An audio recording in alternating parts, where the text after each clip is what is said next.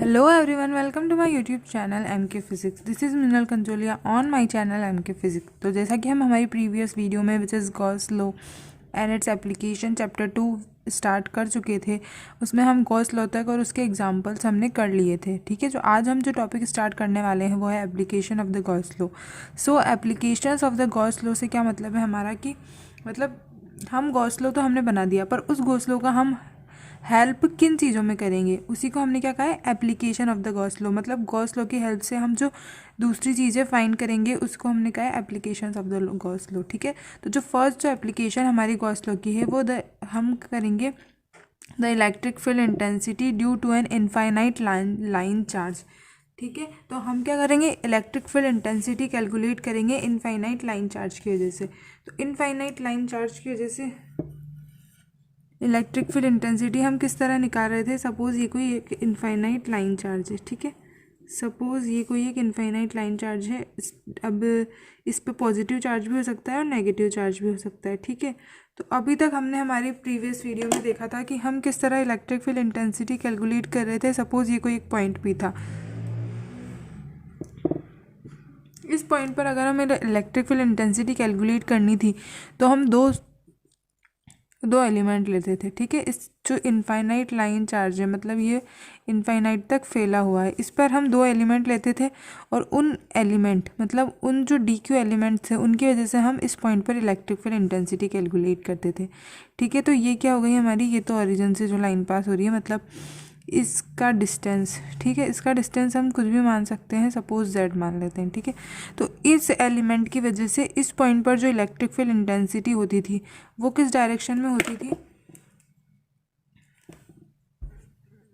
ठीक है, तो उसकी जो डायरेक्शन होती थी वो ये डायरेक्शन होती थी, electric field intensity due to first charge DE1, और इस एलिमेंट की वजह से होती थी इस डायरेक्शन में विच इज़ DE2।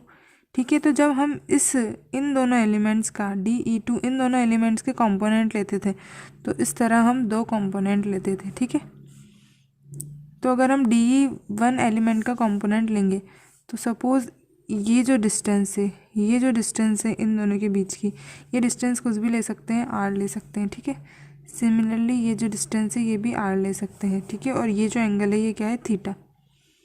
तो ये एंगल थीटा है तो ये भी थीटा होगा और ये भी थीटा। तो इसके जब हम कंपोनेंट लेंगे तो वो कंपोनेंट कौन कौन से होंगे, एक तो DE1 cos theta x axis की डायरेक्शन में और DE1 sine theta y axis की डायरेक्शन में। सिमिलरली अगर हम DE2 के कंपोनेंट्स लेंगे तो वो क्या होगा, DE2 कॉस थीटा, और अगर हम इस डायरेक्शन में लें तो DE2 साइन थीटा। ठीक है, तो जो कंपोनेंट हैं जो वाई एक्सिस के अलॉन्ग जो कंपोनेंट है वो कैंसिल आउट हो जाएंगे, क्योंकि इलेक्ट्रिक फील्ड इंटेंसिटी जो है वो दोनों ही सेम है। क्यों, क्योंकि ये एलिमेंट भी सेम है, मतलब इस पर चार्ज भी सेम है, डिस्टेंस भी सेम है और थीटा भी सेम है। तो जब ये चीज़ें सेम हैं तो जो इलेक्ट्रिक फील्ड इंटेंसिटी होगी इस एलिमेंट की वजह से सेम होगी। ठीक है, तो चेंज क्या होगा, सिर्फ कंपोनेंट मतलब डायरेक्शन चेंज होगी। तो डायरेक्शन चेंज होगी मतलब इस डायरेक्शन में जो है ये तो सम अप हो जाएंगे और इस डायरेक्शन में ही ये जो DE1 और DE2 sine theta cancel out हो जाएंगे। तो सिर्फ एक्स एक्सिस की डायरेक्शन में क्या होगी, इलेक्ट्रिक फील्ड इंटेंसिटी होगी ड्यू टू लाइन चार्ज। इस पूरे मेथड से हमें सिर्फ ये कंक्लूजन निकला है कि जो इलेक्ट्रिक फील्ड इंटेंसिटी होगी, ठीक है, जो नेट इलेक्ट्रिक फील्ड होगी इस लाइन चार्ज की वजह से वो किस डायरेक्शन में होगी, एक्स एक्सिस की डायरेक्शन में होगी।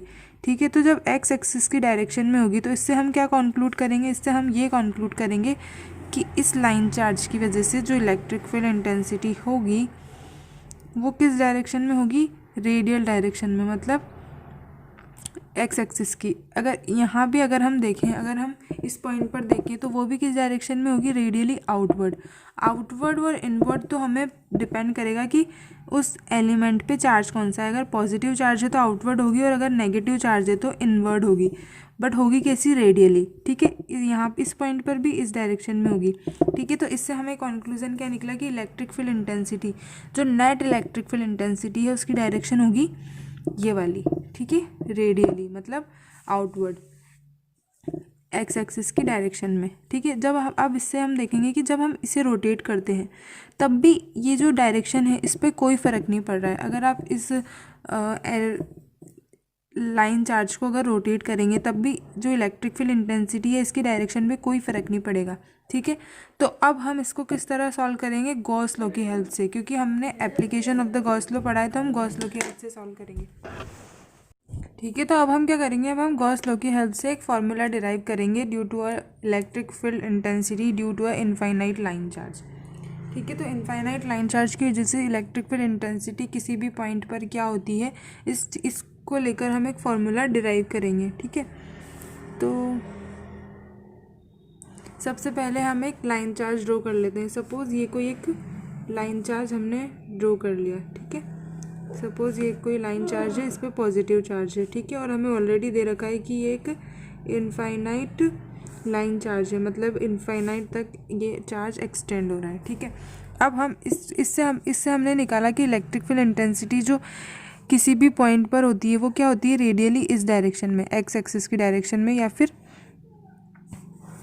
ठीक है, तो अब हम इसको अगर रोटेट कर देंगे तब क्या होगी, तब इस डायरेक्शन में हो जाएगी इलेक्ट्रिक फील्ड इंटेंसिटी। ठीक है, तो गॉस लॉ अप्लाई करने के लिए सबसे जो फर्स्ट इंपॉर्टेंट चीज़ है वो क्या है हमारे पास, कि हमें एक गॉसियन सरफेस अज्यूम करना पड़ता है। ठीक है, एक इमेजिनरी सरफेस हमें अज्यूम करना पड़ता है, तभी हम गॉस लॉ अप्लाई कर सकते हैं। ठीक है, तो हम इसमें जो सरफेस अज्यूम करेंगे वो किस तरह का होगा, वो जो सरफेस होगा वो होगा सिलेंड्रिकल सरफेस। सिलेंड्रिकल सरफेस ही क्यों हमने ड्रॉ किया ये भी हम अच्छे से समझेंगे, बट सबसे पहले हम एक सिलेंड्रिकल सरफेस ड्रॉ कर लेते हैं। ठीक है, इस तरह।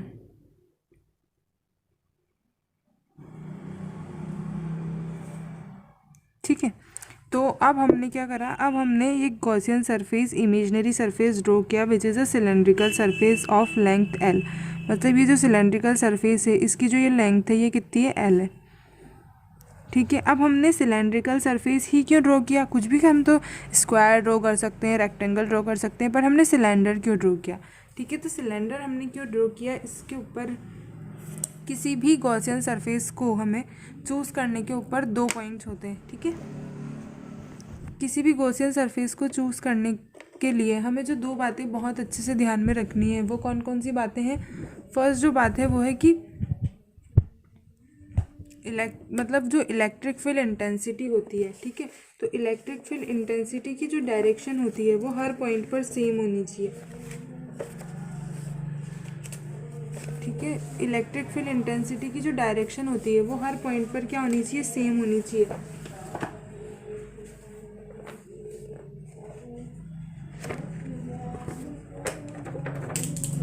ठीक है, तो इलेक्ट्रिक फील्ड इंटेंसिटी की जो डायरेक्शन होती है, मतलब अगर यहाँ पर देखें तो इस पॉइंट से अगर हम देखें तो इलेक्ट्रिक फील्ड की डायरेक्शन ये है, इधर से देखें मतलब जो डिस्टेंस है वो सेम है, हर पॉइंट से जो इस सरफेस की जो डिस्टेंस है वो सेम है। ठीक है, ये थोड़ा सा इस तरह बन गया है, पर ये जो डिस्टेंस है ये क्या सेम है, मतलब इलेक्ट्रिक फील्ड इंटेंसिटी की जो इफेक्ट है वो सेम है हर पॉइंट पर, इस जो कर्व्ड सरफेस है उस पर। ठीक है, और अगर हम यहाँ देखें इस वाले सरफेस पर और बेस वाले सरफेस पर, तो ये जो डायरेक्शन है वो भी सेम है। ठीक है, क्योंकि यहाँ जो होगी वही यहाँ होगी, यहाँ जो होगी। ठीक है, तो अब हम 3 सरफेस इसमें अलग अलग करेंगे, एक तो फर्स्ट सरफेस, एक सेकंड सरफेस और एक थर्ड सरफेस। तीनों सरफेस पर जो इलेक्ट्रिक फील्ड और गॉस लॉ अलग अलग अप्लाई होगा। ठीक है, अलग अलग अप्लाई होगा। तो जो फर्स्ट कंडीशन है हमारे गॉसियन सरफेस को चूज़ करने की वो क्या है कि जो इलेक्ट्रिक फील्ड इंटेंसिटी है वो हर पॉइंट पर सेम होनी चाहिए, और एक और जो है वो है कि इलेक्ट्रिक फील्ड इंटेंसिटी है, मतलब the direction of the electric field intensity should be parallel और perpendicular to the area vector. ठीक है, एरिया वेक्टर से क्या होनी चाहिए, या तो परपेंडिकुलर होनी चाहिए या फिर पैरेलल होनी चाहिए। ठीक है, तो अगर हम देखें इस सरफेस पर जो एरिया वेक्टर है, एरिया वेक्टर किस डायरेक्शन में होगा, इस डायरेक्शन में।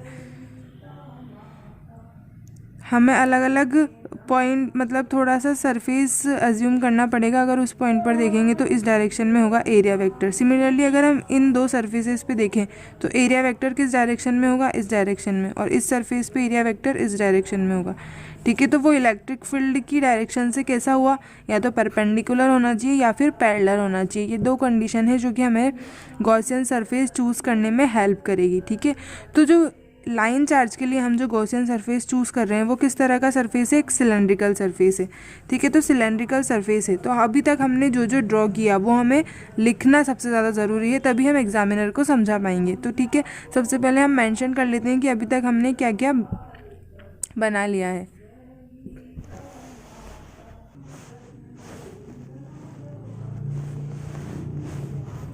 ठीक है, तो अभी तक हमने जो जो ड्रॉ किया था उसको हमने नोट कर लिया है। ठीक है, तो consider a line charge that is infinite line charge having linear charge density lambda.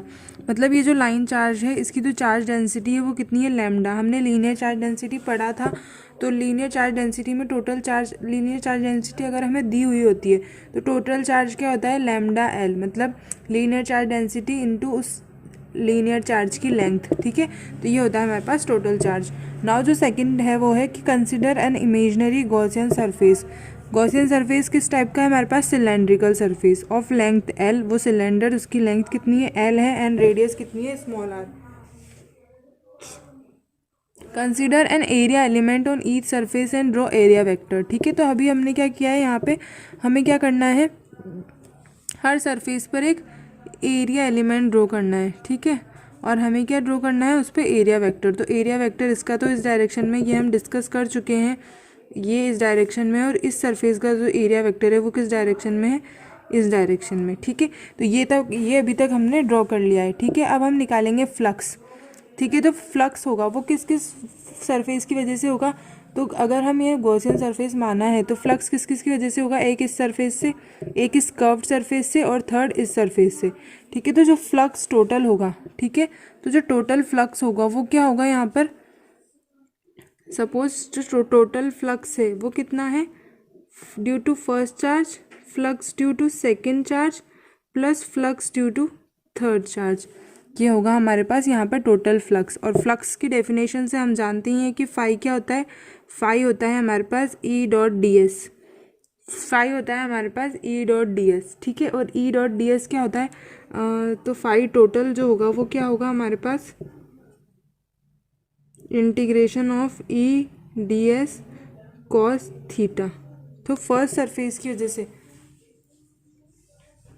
ठीक है, फर्स्ट सरफेस की वजह से जो थीटा होगा, theta 1 plus integration of E D S cos theta 2 plus integration of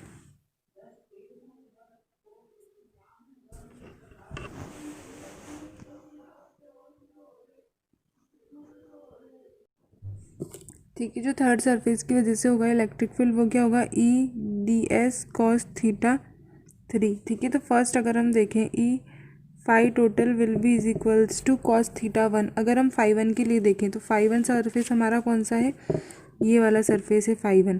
तो इसके इलेक्ट्रिक फील्ड वेक्टर किस डायरेक्शन में है, इस डायरेक्शन में, और एरिया वेक्टर इस डायरेक्शन में। तो इन दोनों के बीच का जो एंगल है वो कितना हुआ, 90 डिग्री, मतलब परपेंडिकुलर है दोनों। और कॉस 90 की वैल्यू जो होती है वो कितनी होती है, 0। ठीक है, तो फर्स्ट सरफेस की वजह से जो इलेक्ट्रिक फ्लक्स है वो कितना हो गया, 0। नाउ अब हम सेकंड सरफेस देखते हैं। तो सेकंड सरफेस में इलेक्ट्रिक फील्ड और एरिया वेक्टर की डायरेक्शन कितनी है, same direction. Electric field vector भी इस डायरेक्शन में और एरिया वेक्टर भी इस डायरेक्शन में। जो तो थीटा है वो कितना है, 0 डिग्री। ठीक है, तो कॉस थीटा की जो वैल्यू होती है, कॉस 0 की जो वैल्यू होती है वो 1 होती है। ठीक है, तो यहाँ पर जो होगा इलेक्ट्रिक फ्लक्स वो क्या होगा, E dot E D S. ठीक है, डॉट क्या, तो कॉस थीटा हो ही गया है, प्लस जो थर्ड सरफेस है, थर्ड सरफेस में अगर हम इलेक्ट्रिक फील्ड और एरिया वेक्टर की डायरेक्शन देखें तो वो भी कैसी है, वो भी परपेंडिकुलर है। इन दोनों के बीच में 90 डिग्री का एंगल है, तो कॉस 90 की वैल्यू अगेन कितनी होती है, 0। ठीक है, तो जो इलेक्ट्रिक फ्लक्स है वो किस वजह से, सिर्फ सेकंड सरफेस की वजह से, मतलब ये जो कर्व्ड सरफेस है, ये जो कर्व्ड सरफेस है इसकी वजह से ही क्या है, इलेक्ट्रिक फ्लक्स होगा। इन दोनों सरफेस की वजह से जो इलेक्ट्रिक फ्लक्स है वो कितना है, 0 है। ठीक है, तो अब हम देखते हैं कि इलेक्ट्रिक फ्लक्स इस कर्व्ड सरफेस की वजह से कितना होगा। गॉस लॉ से हम सॉल्व करेंगे। ठीक है, ठीक है, तो अब हम देखेंगे कि इलेक्ट्रिक फ्लक्स कितना होगा। तो इलेक्ट्रिक फ्लक्स किस वजह, ओनली सेकंड सरफेस की वजह से, वो भी कितना है, ई डॉट डी एस। ई डॉट डी एस, तो इंटीग्रेशन किसका करेंगे हम, सरफेस का। और ये भी हम जानते हैं कि कर्व्ड सरफेस मतलब सिलेंडर का जो कर्व्ड सरफेस एरिया होता है वो कितना होता है, curved surface area of cylinder, curve surface area of cylinder कितना होता है 2πrl। ठीक है, तो EDS अगर हम करेंगे तो क्या आएगा 2πrl। 2πr is the radius of the cylinder and L is the length of the cylinder. Now अब क्या करेंगे, अब हम गॉस लॉ अप्लाई करेंगे। तो on applying Gauss law, now by applying Gauss law क्या होता है हमारे पास, phi will be is equals to Q upon epsilon naught. ठीक है, ये होता है हमारा गॉस लॉ। और फाई की वैल्यू यहाँ पर कितनी है हमारे पास, E इंटू 2πrl। ठीक है, और Q टोटल चार्ज हम स्टार्टिंग में डिस्कस कर चुके थे कि अगर हमें लीनियर चार्ज डेंसिटी गिवन होती है तब टोटल चार्ज क्या होता है, lambda into L upon epsilon naught will be is equals to E into 2πrl। ठीक है, तो जब हम इसे देखेंगे तो L से L कैंसिल हो जाएगा। अब हमें क्या, इलेक्ट्रिक फील्ड इंटेंसिटी कितनी होगी, इलेक्ट्रिक फील्ड इंटेंसिटी की जो वैल्यू आएगी, इलेक्ट्रिक फील्ड इंटेंसिटी की जो वैल्यू आएगी वो कितनी आएगी, lambda upon 2πr epsilon naught. ठीक है, और इसकी डायरेक्शन क्या है, एन केप, मतलब जो सरफेस एरिया वेक्टर की डायरेक्शन है वो ही इलेक्ट्रिक फील्ड की डायरेक्शन है। और वो लेंथ इस टाइप है, तो लेंथ से परपेंडिकुलर डायरेक्शन में क्या है, इलेक्ट्रिक फील्ड इंटेंसिटी की डायरेक्शन है। ठीक है, और इलेक्ट्रिक, इससे जो कंक्लूजन निकला वो क्या निकला कि इलेक्ट्रिक फील्ड है due to a line charge in inversely proportional to distance R. मतलब सपोज ये कोई एक लाइन चार्ज है, ठीक है, तो जो inversely proportional to distance R, मतलब पास आर अगर छोटा होगा तो इलेक्ट्रिक फील्ड इंटेंसिटी की वैल्यू ज़्यादा होगी, और जितना दूर हम जाएंगे इलेक्ट्रिक फील्ड इंटेंसिटी की वैल्यू उतनी कम होती जाएगी। ये हमें पता चला इलेक्ट्रिक फील्ड इंटेंसिटी के फॉर्मूले से। तो अगर हमें कभी भी किसी लाइन चार्ज की वजह से किसी भी पॉइंट पर इलेक्ट्रिक फील्ड इंटेंसिटी कैलकुलेट करनी है तो उसका जो फॉर्मूला है वो क्या होगा, lambda upon 2πr epsilon not. Thank you, please like share and subscribe my channel. ठीक है, तो जो दो कंक्लूजन निकले इस फॉर्मूले से वो क्या निकले, electric field is directly proportional to the lambda, linear charge density के डायरेक्टली प्रोपोर्शनल है। तो अगर हम ग्राफ ड्रॉ करें एक तो इलेक्ट्रिक फील्ड इंटेंसिटी और एक डिस्टेंस के बीच में। ठीक है, तो जो फर्स्ट होगा वो इन्वर्सली प्रोपोर्शनल टू आर है, तो किस तरह का ग्राफ बनेगा, इस तरह का ग्राफ बनेगा, क्योंकि इन्वर्सली प्रोपोर्शनल टू आर है, मतलब डिक्रीज़ हो रही है, जैसे जैसे डिस्टेंस बढ़ती जा रही है इलेक्ट्रिक फील्ड इंटेंसिटी डिक्रीज़ हो रही है। ठीक है, और अगर हम लैम्डा और ई के बीच में ग्राफ ड्रॉ करें, ठीक है, जैसे इलेक्ट्रिक फील्ड इंटेंसिटी और लीनियर डेंसिटी के बीच में ग्राफ ड्रॉ करें तो वो कैसा होगा, स्ट्रेट लाइन, क्योंकि डायरेक्टली प्रोपोर्शनल टू लैम्डा है electric field intensity linear charge की वजह से। ठीक है, नाउ जो हमारा एग्जाम्पल है वो क्या है, फर्स्ट जो एग्जाम्पल है इससे रिलेटेड वो है कि the linear charge density of a straight line wire is 2 microcoulomb per metre. Find the magnitude of the electric field at a point 20 centimetre from the wire in air. ठीक है, in air का मतलब है कि medium जो है वो air है। ठीक है, अब हमने इलेक्ट्रिक फील्ड इंटेंसिटी का फॉर्मूला निकाला, दैट है E will be is equals to lambda upon 2π epsilon naught r. ठीक है, तो यहाँ पे हमें क्या क्या चीज़ दी हुई है, लीनियर चार्ज डेंसिटी लैम्डा दी हुई है which is 2 microcoulomb, 2 into 10⁻⁻6 coulomb per metre, है ना। Find the magnitude of the electric field at a point R, distance दी हुई है which is 20 into 10⁻2 metre is in the wire. ठीक है, तो इलेक्ट्रिक फील्ड इंटेंसिटी क्या होगी हमारी, 2 इंटू 10⁻6 डिवाइडेड बाय 2, पाई की value 3.14 into 8.85 into 10⁻12 into 20 into 10⁻2। ठीक है, तो जब इसे हम सॉल्व करेंगे तो जो हमारे पास वैल्यू आएगी वही क्या होगी, हमारी इलेक्ट्रिक फील्ड इंटेंसिटी। ठीक है, तो अब हम इसे सॉल्व करेंगे। ठीक है, तो जो यहाँ पे वैल्यू निकल के आई है वो कितनी आई है, 1.8 इंटू 10⁵ इलेक्ट्रिक फील्ड इंटेंसिटी की जो वैल्यू होती है वो कितनी होती है, न्यूटन कूलम इनवर्स इसकी यूनिट होती है। ठीक है, नाउ जो सेकंड एग्जांपल है हमारे पास वो क्या है, सेकंड एग्जांपल में an electron is circulating on a path of a radius 0.1 metre around an infinite line charge. Suppose ये कोई एक इनफाइनाइट लाइन चार्ज है और एक इलेक्ट्रॉन इसके अराउंड रिवॉल्व कर रहा है एट अ डिस्टेंस r, ठीक है। r रेडियस पर जो है इलेक्ट्रॉन वो क्या कर रहा है, around an electron is circulating on a path of radius 0.1 centimeter around an infinite line charge. If the linear density is 10 raised to power minus 6 coulomb inert, then find the magnitude of the velocity of electron. ठीक है, तो अब हमें क्या निकालनी है, magnitude of the velocity of electron निकालना है यहाँ पर, ठीक है। तो सबसे पहले अगर कोई इलेक्ट्रॉन है लाइन चार्ज के यहाँ पर, तो इस पर क्या होगा, इस पर एक फोर्स लगेगा।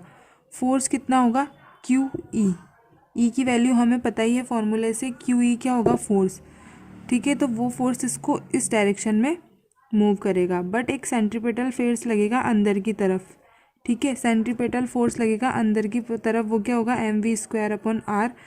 वो क्या करेगा, वो इसको इस सर्कुलर मोशन में मूव करने के लिए एप्लीकेबल होगा, ठीक है। तो इस फोर्स को ओवरटेक करके, तो सेंट्रीपेटल फोर्स की वजह से क्या होगा, इलेक्ट्रॉन इस लाइन चार्ज के अराउंड सर्कुलेट कर पाएगा, ठीक है। ये कॉन्सेप्ट आपको समझ आया। Q E will be is equals to mv² upon r कैसे हुआ, ठीक है। नाउ अब हम इसमें वैल्यू पुट करेंगे और हमारा आंसर निकालेंगे,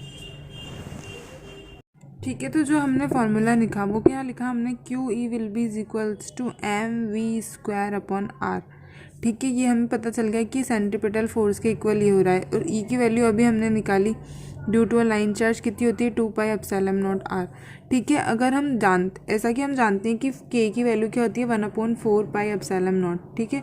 तो अगर हम इसको 2 से मल्टीप्लाइड करें तो 2/4 हो जाएगा, तो 2k लैम्डा अपॉन r भी इसको हम लिख सकते हैं इस फॉर्मूले को, ठीक है।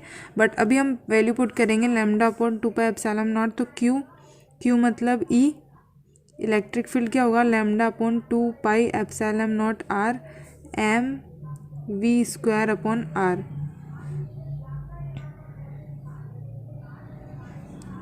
mv² upon r। तो r से r वैल्यू कैंसिल हो जाएगी, वेलोसिटी की जो वैल्यू आएगी वो कितनी आएगी, ई लैम्डा अपॉन 2πmε0 रूट, ठीक है। इसमें जब हम वैल्यू पुट करेंगे तो ई की वैल्यू 1.6 × 10⁻⁻19, लैम्डा की वैल्यू हमारे पास दे रखी है, divided by 2 × 3.14 into mass of the electron भी हमें दे रखा है, विच इज़ 9.1 × 10⁻31, और एप्सिलॉन नॉट की वैल्यू भी हमें पता है 8.85 × 10⁻12, ठीक है।